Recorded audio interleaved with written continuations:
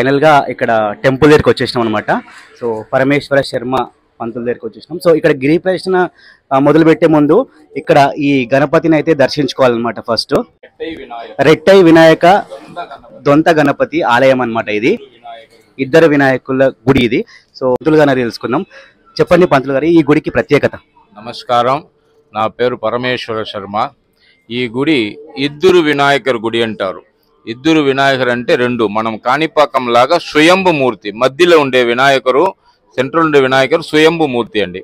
ఆ వినాయకుడికి వాహనంగా ఎవరు ఉన్నారు చూడండి, నందీశ్వరుడు ఉంటారు. వినాయకుడి గుడిలో నందీశ్వరుడు ఎక్కడన్నా ఉన్నారా? ఈ ప్రపంచంలో లేదండి. ఇక్కడ మాత్రం కాదు, ఈ ప్రపంచంలో లేదు. ఎందుకంటే అతను స్వయంభు మూర్తి.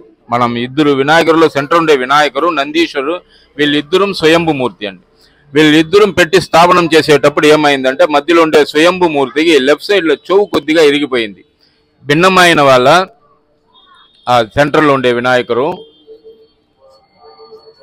అది భిన్నమైన వాళ్ళ పెట్టేసినారు, ఎత్తకూడదు, ఏం చేస్తామన్నప్పుడు పక్కన ఇంకా ఒకటి పెట్టి ఇద్దరు వినాయకుడిని పేరు పెట్టినారు. మహాగణపతి, శక్తి గణపతి, సిద్ధి బుద్ధి గణపతిని పేరు పెట్టినారు. ఈ పక్కన సుబ్రహ్మణ్య స్వామి ఉన్నారండి, ఆయన తమ్ముడు సుబ్రహ్మణ్య స్వామి ఉంటారు. ఈ పక్కన టోటల్గా అన్న తమ్ముడుగా ఉంటారు, రాహు కేతుగా ఉంటారు. నందీశ్వరుడు వచ్చిన వాళ్ళ స్వామి అంబాలుగా ఉంటారు. సో పల పరిణామంలో ఉండేటప్పుడు మనం ఏం కావాలని కోరిక పెట్టి ప్రార్థన చేసుకుంటామో ఈ స్థలంలో వెంటనే జరుగుతుందండి. ఇక్కడ మెయిన్ గా పెళ్లి కాని వాళ్ళకి పూజ చేస్తే, ఇక్కడ పెళ్లి కాకున్న వాళ్ళకి ఎట్లాంటి దోషం ఉంటే కూడా సరే, 2 మాల, 2 టెంకాయ పండ్లు సెట్లు, పూలు ఒక 5 మూరలు, స్వామివారికి ఒక 516 రూపాయలు కాணிక పెట్టి పూజ చేసి ఆ మాలే అబ్బాయి కానీ లేదా అమ్మాయి కానీ వేసినామంటే తొందరగా పెళ్లి అయిపోతుంది. ఇది నాడీ జ్యోతిడంలో చెప్పి ఇట్లా చేస్తూ ఉంటాంలే. నాడీ జ్యోతిడం అంటే మీకు తెలుసు కదా, తమ్ ఇంప్రెషన్ పెట్టి దాంట్లో తీసి చేస్తారు. దాన్ని ఇది చేస్తాం. ఈ గుడి 5 చుట్టుకొని వచ్చి పడి ముక్కి ఆశీర్వాదం తీసుకున్నారంటే వాళ్ళకి ఎట్లాంటి దోషం ఉంటే కూడా నివర్తి అయి తొందరగా పెళ్లి అయిపోతుందండి. మనం గిరి ప్రదక్షిణ మొదలు పెట్టేది ఇక్కడ నుంచిదా అండి. వినాయక స్వామి ఫస్ట్ ఈ వినాయకుడు ముక్కొని నేరుగా ఆడపోతే రాజగోపురం, లేదంటే లోపల పోయి స్వామివారి దర్శనం అది చేసుకొని అట్లే నేరుగా వచ్చినారంటే, బయట వచ్చి ఎదురుగా పోయినారంటే పక్కన వీధిలో రైట్లో కట్ చేస్తే ఇంద్రలింగం వస్తుందండి. ఫస్ట్ ఇంద్రలింగం ఒక్కొక్కరు చెప్తారు మనం ఎక్కడ ఉన్నామో అక్కడ నుంచి బయలుదేరి వచ్చండి, అది తప్పు, పొరపాటు అండి. ఇక్కడ నుంచిదాం బయలుదేరాలా, 2 గణపతి నుంచి బయలుదేరాలా, రాజగోపురం ముక్కాల, ఇంద్రలింగం ఫస్ట్ లింగం, మళ్ళీ అగ్నిలింగం, యమలింగం, నైరులింగం, వరుణలింగం, వాయులింగం, కుబేరలింగం, మోక్ష ద్వారం, దాని తర్వాత ఈశానలింగం లాస్ట్ అండి. అష్టలింగాల్లో 8వ లింగం ఈశానలింగం. ఈ అష్టలింగాలకు సెంటర్లో సూర్యుడు, చంద్రుడు 2 లింగాలు ఉంది. అది లెక్కలా రాదు, ఉంటే కూడా మీరు దాని దర్శనం చేసుకోవాలా. ఈ ఈశాన్యలింగం తర్వాత వచ్చినారంటే నేరుగా దుర్గయ్యమ్మని ఉంటుంది. దుర్గయ్యమ్మని క్షేత్రపాలకుడు ఒక అమ్మవారు. ఇక్కడ క్షేత్రపాలకుడు 2 అమ్మవారే అండి. ఒక అమ్మవారు పిడారి అమ్మ అని గుడి లోపలనే ఉంటారు, ఇంకొక అమ్మ దుర్గమ్మ. ఆ దుర్గమ్మ మీరు ఈశాన్యలింగం చూసుకొని వచ్చేటప్పుడు దొరుకుతుందిలే. ఆ అమ్మవారు చూసుకొని అట్లా వచ్చినారంటే భూత నారాయణన్ ఉన్నారండి. భూత నారాయణన్ లాస్ట్ చూడాలా. మన ఆంధ్రాలో ఒక యూట్యూబర్ ఇట్లనే కొరపాటుగా చేసింటారు, భూత నారాయణన్ క్షేత్రపాలకుడు ఆయన మొదటి చూడాలా అని చెప్పి, అది పొరపాటు అండి. ఆయన లాస్ట్ చూడాలా, భూత నారాయణను లాస్ట్ చూడాలా. ఎందుకంటే మనం ఎక్కడికి లాస్ట్ వెళ్తాం?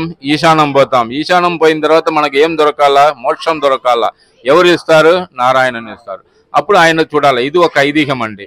ఇంకా ఒకటి అరవములో చెప్తారు, అరియుం శివుడు ఒకటియే, వీళ్ళిద్దరూ ఒకటి అని అనుకున్నామంటే మనకు అరిసి దొరుకుతుంది. అది వాళ్ళు ఫస్ట్ అక్షరాలు ఎత్తున్నామంటే అరి, శివుడికి సి, అరిసి అని వస్తుందండి. ఈ అరిసి అంటే బియ్యం, మనకు భోజనం దొరుకుతుంది, లేదంటే మట్టిదాన్ దొరుకుతుంది అని ఒక ఐదీహం.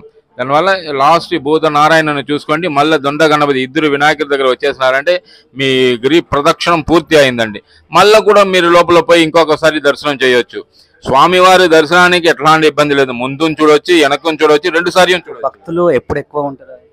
మనం పౌర్ణమి రోజులు జనాలు ఎక్కువగా ఉంటారండి.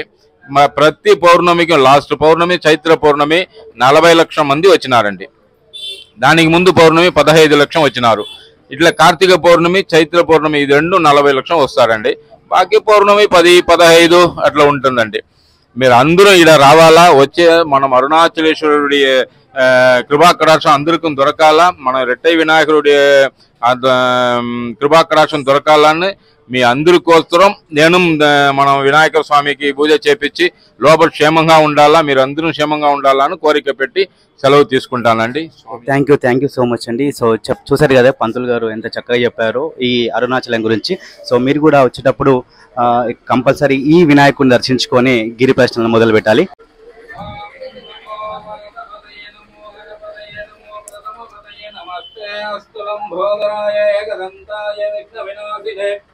శివసుదాయ శ్రీవరదమూర్తయే నమో నమః.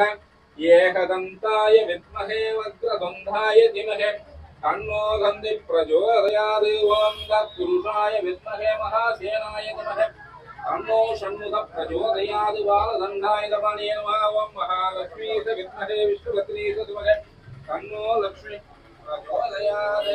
ఓం హరి ఓం మహాగణపతి మూర్తయే ఇదం నమః.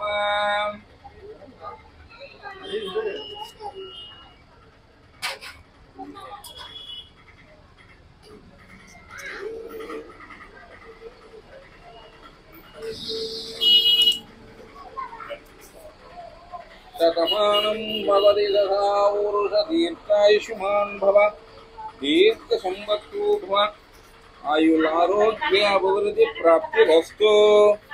ఇది ఇక్కడ నుంచి మీరు గరిక తీసుకొని పోయినారంటే ఎట్లా మీరు సంతోషంగా ఇక్కడ వస్తూ ఉంటారో అట్లా మీరు ఇంటికి పోయి చేరే వరకు ఈ గరికలో మనం స్వామివారి ఇంటికి వచ్చేదా ఐదీహ్యం. దానివల్ల ఇక్కడ వచ్చిన వాళ్ళందరూ తప్పకుండా గరిక తీసుకొని పోండి.